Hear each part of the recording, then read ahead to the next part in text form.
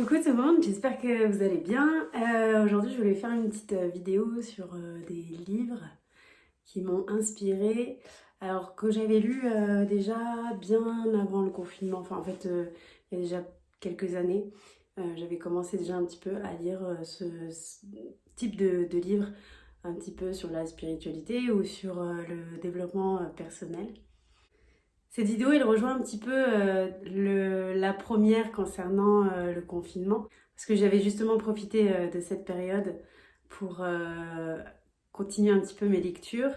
Et il y a eu quelques livres qui m'ont pas mal aidé dans la compréhension de mes changements et aussi de mes blessures. Hein, voilà. Le tout premier dont je voulais vous parler, c'était le livre de Don Miguel Ruiz sur les 4 accords Toltec que je vous présente là. Ce bouquin, on me l'a offert il y a déjà presque une dizaine d'années.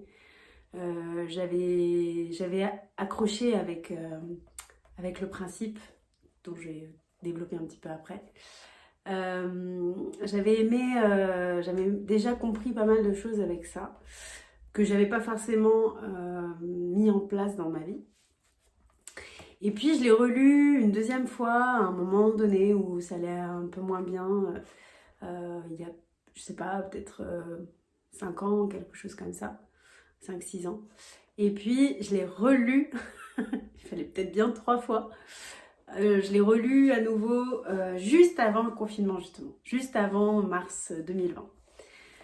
À une période où j'étais hospitalisée par rapport à mes problèmes de santé. Et du coup, je sentais que c'était le moment de me replonger dedans parce que les principes des 4 accords Toltec sont très simples en soi. Et pour moi, ça résonne assez juste. Donc, je vais pas faire un résumé du bouquin parce que je vous laisserai chacun aller voir un petit peu. Je vous mettrai quand même en lien dans la barre d'infos une petite vidéo qui a été faite un peu avec des petites illustrations très bien expliquées qui résument pas mal le livre. Mais je vous conseille toujours, je vous conseille de le lire quand même. En gros, si on appliquait ces 4 accords en question dans notre vie, on se faciliterait énormément la tâche. C'est-à-dire qu'on arrêterait de supposer ce que les gens pensent ou font, oui, de supposer leurs actions ou ce que les gens pensent. On arrêterait peut-être aussi de prendre personnellement quand quelqu'un en face réagit ou dit quelque chose. Et puis, on ferait toujours de notre mieux, donc en étant aligné avec nos envies, notre ressenti. Et puis, on aurait toujours une parole impeccable. Voilà, ça, c'est les 4 accords Toltec. Ce livre est assez, finalement, relié à la spiritualité dans le sens où il vient montrer qu'on est rempli de croyances limitantes qui nous font, ces croyances, elles nous font faire toujours le même schéma en répétition parce que on réagit toujours de la même façon face aux personnes autour de nous, donc face à l'extérieur et aussi face à notre intérieur aussi parce que justement, vu qu'on a des croyances, des peurs qui sont bien ancrées, on vient toujours penser et réfléchir vers la même direction. Ce livre, voilà, je trouve que c'est un peu, je pense que c'est un des livres où c'est un peu la base quand on veut un peu enlever tout ça dans notre vie et s'ouvrir à un éveil un petit peu plus poussé et prendre conscience de certaines choses. Je vous le conseille, il est très facile à lire, il est très, justement, c'est très simple à comprendre parce qu'en fait, on se rend bien compte que finalement, on se complique la vie tout seul. Et que si on appliquait des principes tout simples, on pourrait être dans ce qu'on appelle cet amour inconditionnel. Donc je vous le conseille. Le deuxième livre qui m'a beaucoup parlé et vraiment j'ai eu beaucoup de plaisir à lire, enfin voilà, pareil, il se lisait très facilement. C'est un livre de Lise Bourbeau, c'est les 5 blessures de l'âme. Il y a le livre où elle explique les 5 blessures et puis il y a la suite avec la guérison des 5 blessures. Ce livre en question, il existe d'ailleurs en audio, je vous mettrai aussi dans la barre d'infos. Alors, les 5 blessures de l'âme, ce sont les blessures que notre âme porte avant même l'incarnation. Nous avons normalement à peu près toutes les blessures, sauf qu'il y a toujours une qui domine. Soit en fonction des périodes de notre vie aussi, ou en fonction aussi de ce qu'on a réussi à lâcher. Ce qui était hyper intéressant quand j'ai lu ce livre, c'est que il y a des profils types vraiment à chacune des blessures. Donc d'ailleurs je les énonce, il y a la blessure de l'abandon, du rejet, de l'injustice, de la trahison et de l'humiliation. Et ce que j'ai aimé justement en lisant chacun des profils, c'est que j'arrivais aussi à reconnaître des personnes de mon entourage dans ces descriptifs de comment la personne se comporte, les mots qu'elle utilise, la morphologie aussi joue énormément. Voilà, il y avait énormément de choses qui faisaient que à la fois je me suis reconnue, mais aussi je reconnaissais des personnes de mon entourage et ça me permettait aussi de comprendre que d'avoir justement assez de recul et d'arrêter un petit peu d'être dans le jugement, de se dire mais pourquoi il est comme ça, il réagit comme ça, ou il fait ça, c'est bizarre. Non en fait, c'est juste qu'on a des blessures qui sont là, qui sont présentes, qui sont ancrées, qui nous obligent à avoir un masque face aux autres, à tenir un rôle face aux personnes autour de nous et puis aussi même à soi-même, hein, parce qu'on se ment clairement à soi aussi en faisant ça. Mais quand on n'en a pas conscience, on a un comportement, on a une façon d'être qui peut être des fois dérangeante ou autre. Donc celui-ci de livre est à la fois peut être pris un peu justement par une part de spiritualité, une part de développement personnel. Lise Bourbeau parle bien justement un petit peu aussi de tout le cheminement de cette blessure qui s'est ancrée dans l'âme pour que cette âme justement aussi en s'incarnant vienne régler ce qu'elle a réglé donc sur Terre et surtout expérimenter dans la matière. C'est très intéressant. Je trouve que justement ça apporte aussi une vision un petit peu plus... On analyse un petit peu plus. Peut-être que du coup on analyse aussi un petit peu plus les personnes qui sont autour de soi tout en étant sans jugement et tout en étant tolérant aussi, en se disant ok, ouais, il réagit comme ça ou elle réagit comme ça, il y a certainement une raison. Je la connais pas et à la limite, j'ai pas de supposition à faire. Et là, on revient sur les 4 accords Toltec.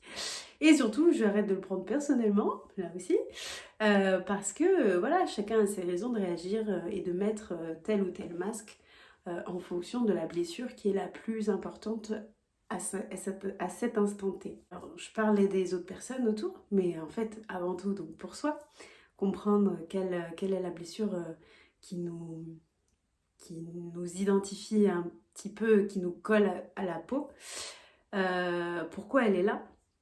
Alors, ça explique aussi que souvent c'est lié donc à l'un des deux parents, donc ça réfère aussi un peu au transgénérationnel, et comment après, une fois qu'on s'est un peu identifié à une ou plusieurs blessures, attention, hein, on peut se retrouver dans toutes, mais on a très très souvent une qui ressort vraiment un peu plus.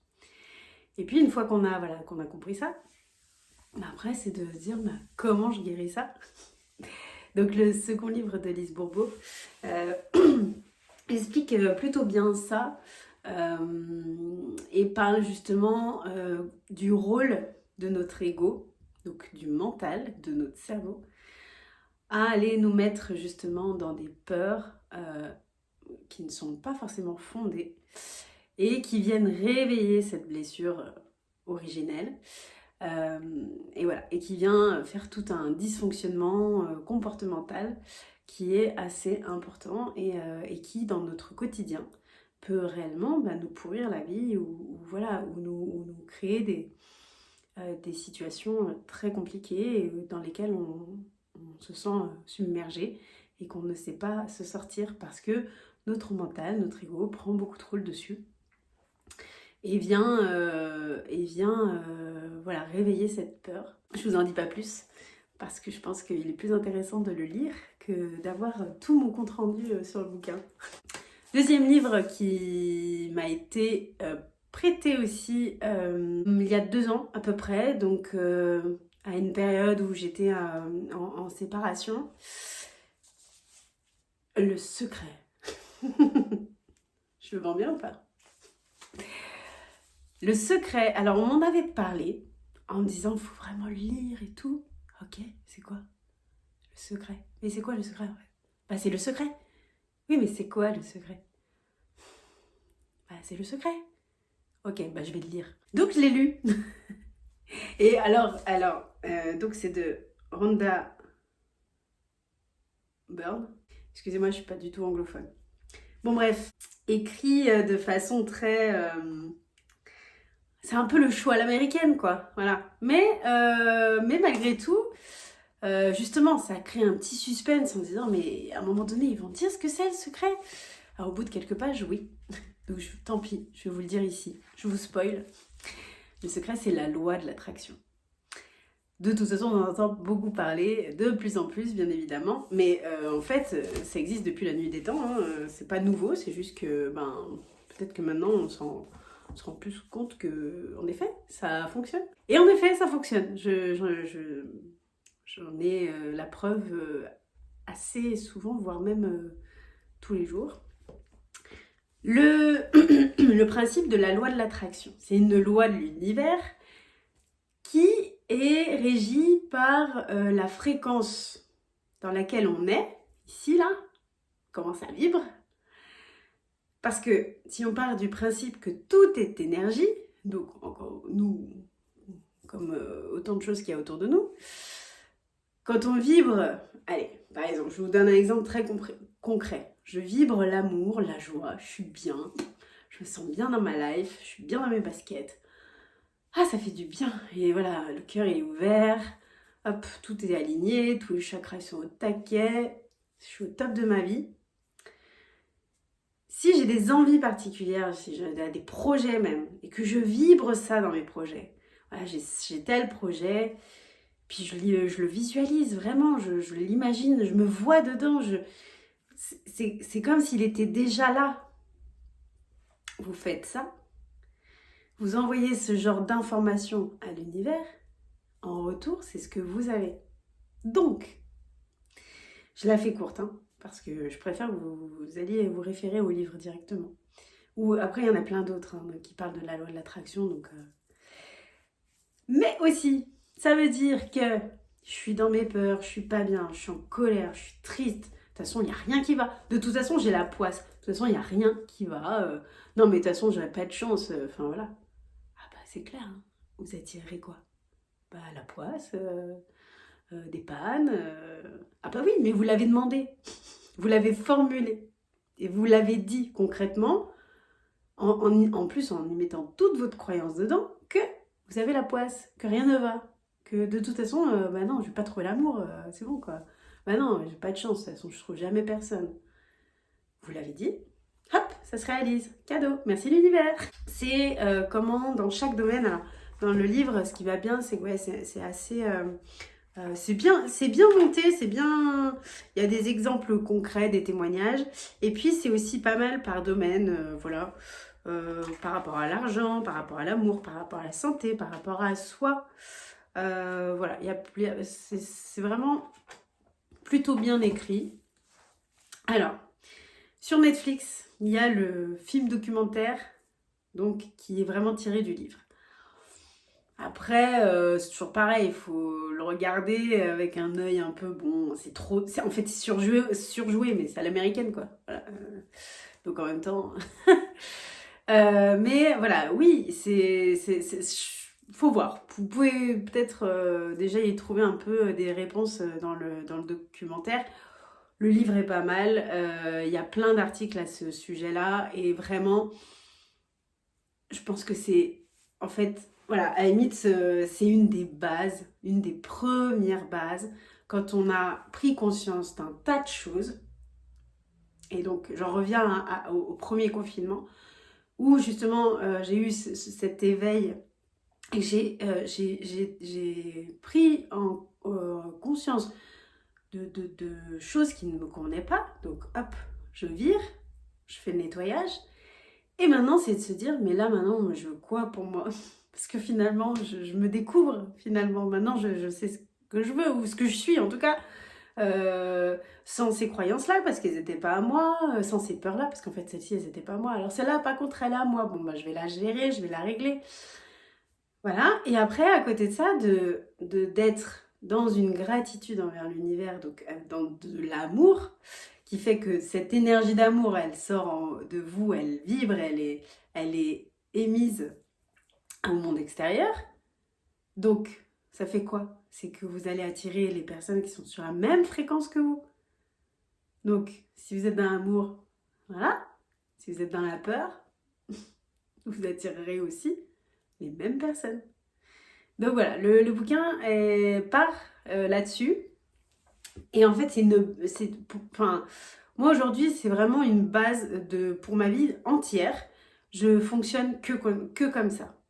Je vais donner un exemple très bête qui vient de se passer il y a quelques semaines de ça. Je voulais changer de voiture. Je savais exactement ce que je voulais. Je me voyais dedans. Dès que j'en voyais une dans la rue, je demandais, je vivais le truc en me disant, c'est vraiment la voiture que je veux, c'est ça. Je me vois dedans, je serais très bien comme dedans. Enfin voilà, bref, je vous passe les détails, mais et je vous fais vraiment un résumé très très rapide, mais il y a plein de façons de travailler sur la loi de l'attraction. Et en fait, j'ai commencé à chercher, mais en fait, j'ai pas commencé à chercher très longtemps. Ça s'est fait en une annonce. J'ai vu une annonce.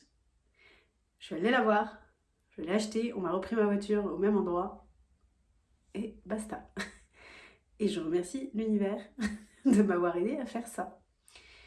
Parce que j'ai visualisé, certes, mais j'ai concrétisé. Je suis passée à l'action. Il n'y a pas juste le fait de dire « Je veux bien changer de voiture. Oh, vous pouvez m'aider, l'univers ? Une petite voiture, ouais. Et puis rester comme ça, là. » Non, en fait, on passe à l'action. C'est-à-dire qu'on concrétise. Donc, on cède. Mais en fait, quand on fait ça, les choses, surtout, c'est qu'elles arrivent, mais d'une facilité. Et autant vous dire que... Alors, tout le monde dit en ce moment, mais en fait, réellement, en ce moment, quand vous demandez quelque chose, ça arrive très vite. Donc, aussi dans du négatif, donc faites attention. Mais voilà, c'est vraiment, c'est très parlant et ça peut construire toute votre vie de fonctionner comme ça. Donc, les personnes qui se disent, bah ouais, bah, t'as vu, j'ai de la chance là, le boulot ça va, t'as vu l'appart qu'elle a, enfin, ou peu importe, la vie qu'elle a, machin, c'est bien, ouais, c'est bien, ouais. Bah ouais, bah, en fait, je l'ai demandé et je me suis bougé le cul. Sorry. Mais voilà, en gros, il y a pas 10 000 solutions. Et encore une fois, comme je vous disais pour l'autre livre avant, c'est très simple. C'est très simple. C'est juste nous et notre ego, notre mental qui faisons que les choses sont compliquées dans la vie. On se complique les tâches. Voilà, ça c'était le 3e bouquin. Le dernier livre que j'ai dû lire, sortie de confinement et tout, alors parce que après, bah voilà, quand on commence à s'éveiller, puis à commencer à regarder plein de vidéos, plein de comptes sur les réseaux, bah ça y est, on commence à s'abonner à plein de comptes sur les réseaux intéressants, développement personnel, spiritualité, blablabla. Après, bah, on commence à voir des choses intéressantes, des outils, des oracles, des cartes et des livres, et voilà. Et le dernier, du coup, c'est le Karma Beach. Alors, ce que j'aime beaucoup, c'est que, donc c'est Stéphanie Abellan, qui est, en fait, c'est la spiritualité moderne. C'est-à-dire que justement, et c'est quelque chose où je pense j'en parlerai dans une autre vidéo, c'est un petit peu enlever ce côté perché des gens qui sont dans la spiritualité, qui sont forcément véganes, qui font des méditations 3 heures par jour et qui sont dans un autre monde et qui... voilà. Non, non, non. Non, en fait, on peut être ouvert à ça, s'intéresser à ça, ressentir des choses, être en lien avec ses capacités de clairvoyance, d'intuition, de magnétisme et tout, et être dans la vie réelle en fait, parce qu'à la base, on est des humains, donc on vit notre vie telle qu'elle est. C'est ça que je trouve très bien dans les... On va dire dans la génération un peu qui vient maintenant, c'est que justement ça enlève un côté un peu trop mystique, un peu trop un peu trop perché quoi. Et les personnes qui communiquent là-dessus sur les réseaux, et ben voilà, ça donne un petit coup de souffle. Ils sont jeunes, mais alors, attention, c'est pas une question d'âge, c'est jeune parce que voilà, c'est plus moderne, on parle de la spiritualité, mais de façon plus légère et plus soft, quoi. On arrête d'être dans des mondes trop perchés. Ça existe encore, par contre, mais voilà. Donc, tout ça pour dire que, donc, dans ce livre, elle explique en gros, c'est un peu genre la spiritualité pour les nuls. C'est carrément ça, en fait. Voilà, j'ai trouvé un autre titre si elle veut changer. Chaque chapitre parle d'un sujet qui relie, alors je vous donne un exemple, votre mission de vie, les entités, les voyages nocturnes, le karma, les médiums, les vies antérieures, le sens de la vie, les contrariétés. Bon, bref, je ne vais pas vous lire tous les chapitres. Il y en a 52. Et en fait, voilà, ils sont très simples, c'est très drôle. Elle utilise beaucoup son expérience pour donner des exemples concrets, donc vraiment, je vous le conseille, il se lit tout seul, c'est vraiment agréable comme lecture. Voilà, donc c'était ma première petite sélection, je vous en ai présenté 4. Et puis je pense que plus tard, je vous parlerai d'autres livres parce que j'en ai d'autres là, mais j'en ai d'autres que j'ai lus entre-temps. Si vous en avez à me conseiller, c'est avec grand plaisir. Et on pourra échanger dans les commentaires. Et bien je vous dis à très bientôt. Et d'ici là, prenez soin de vous.